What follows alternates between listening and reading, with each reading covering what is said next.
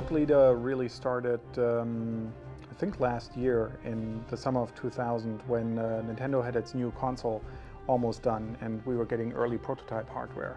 And at that point in time, everybody, having worked on Battle for Naboo, an Episode 1 game for the Nintendo 64, here at Factor 5 decided, hey, now is the time to do a follow-up to our most successful game up to that date, which was Rogue Squadron on the Nintendo 64. And GameCube, as the machine wasn't even called at that time, was really perfect for envisioning the Star Wars universe or recreating the Star Wars universe, especially the classic Star Wars universe, in a way which never has been possible before in interactive media.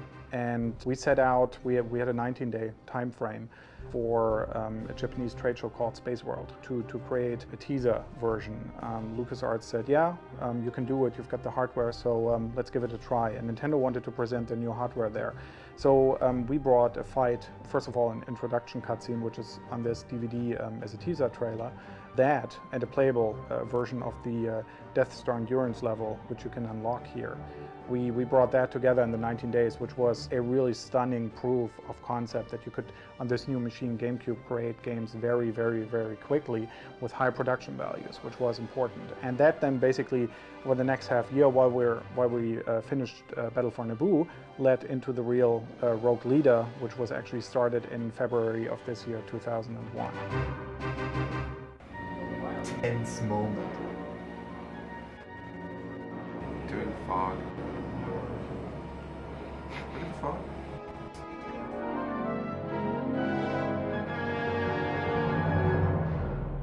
One of the main things why everything had to work out was basically the time frame, because usually nowadays huge games like Rogue Leader take 18 to 24 months to produce, and since we wanted to hit launch of the console, we had to get the game done in 8 months, which is an insane time frame, but we thought it's possible because we've got a very good core technical team.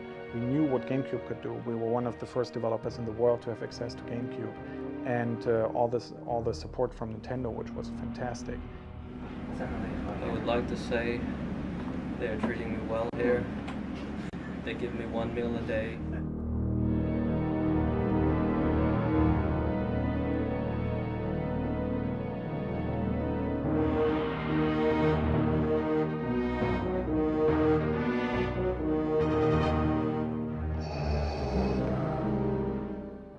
The typical game production for this, which is probably pretty much a prototype for how making a game works, started in, I guess, late December of 2000, where basically the team sat down, or a core team sat down. In this case, the mission designers, myself as the director, Brett Toasty, the producer, and then various people who wanted to join, and we sat down and tried to flesh out a design. And at that point, really, the planning with the programming team starts.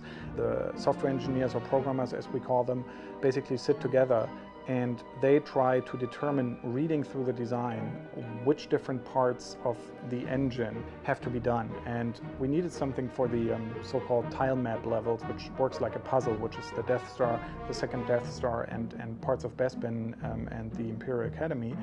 And we needed a landscape engine, obviously, for the landscapes. We needed space, which is very easy. You don't even need an engine, you need just a sphere with stars on it. At that point, where the programmers were pretty convinced that they could do it, art already had started. Our lead artist, Paul Topoulos, had basically pulled everything out of the archives, which was available. Some of that material is usable, some of it isn't. So we had one modeler, for example, starting in anticipation of the project last year in summer, building really high polygon, very detailed models of all of the Star Wars player craft. And Bastian, the modeler who did that, he was working basically during the whole time just on the player craft. And so the art asset generation starts at that point. Paul coordinated with the other artists, and then we divided it up into strength. So there are certain people like Bastian who are very good about mechanical structures, so he was perfect for those models. Or Mario Wagner, our art director here, he's also very good at mechanical structures and these things. Then we've got other people like Armando Afre or Corsat Karatas who are good at organic structures. So we went through the Star Wars universe and said, okay, what's organic? What do we need organic? And assigned it to these people. A story which went through the gaming press and the internet, which was often told, was that we got models from ILM, which isn't true, because ILM models usually are done with so-called NURBS, whereas in games we're still working with polygons most of the time. So the NURBS models from ILM wouldn't help us that much, because the work to transform them into polygons is quite hefty.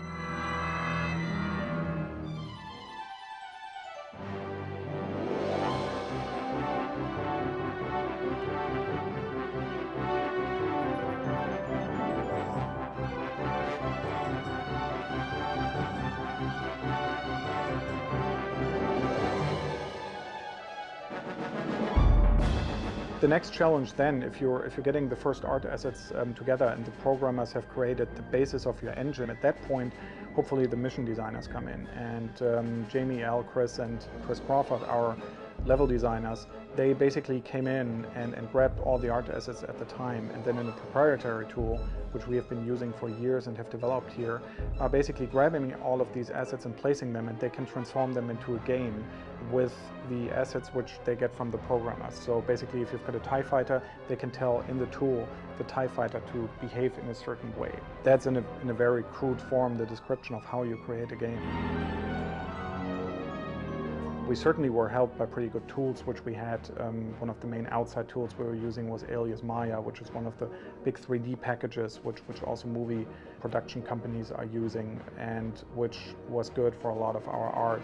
But we also created a lot of our in-house tools. On the sound side, an interesting development was, for the first time we could do 5.1 full 5-channel sound, which only came into existence relatively late in the process when we got into contact with Dolby, because we did develop the GameCube music system called Musix, and in the end we had to convince Dolby that it would be possible with their new ProLogic 2 technology to get real 5-channel sound out of it. So that was one more challenge, where in an already tight schedule, our programmers had to sit down and really pull it off in the shortest time frame possible. But yeah, I think in the end it all came together pretty well.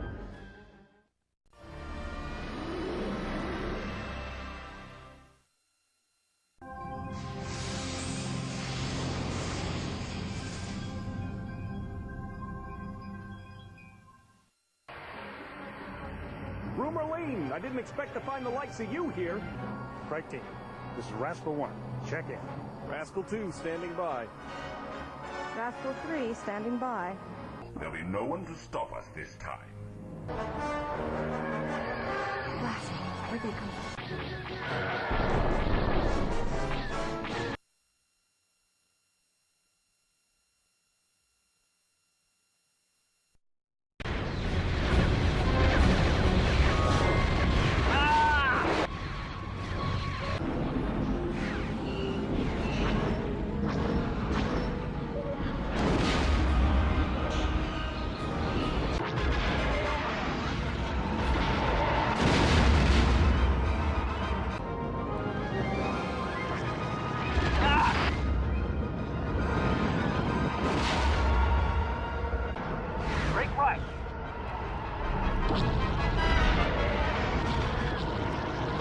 see what you can do. Yeah, that got him. Yeah.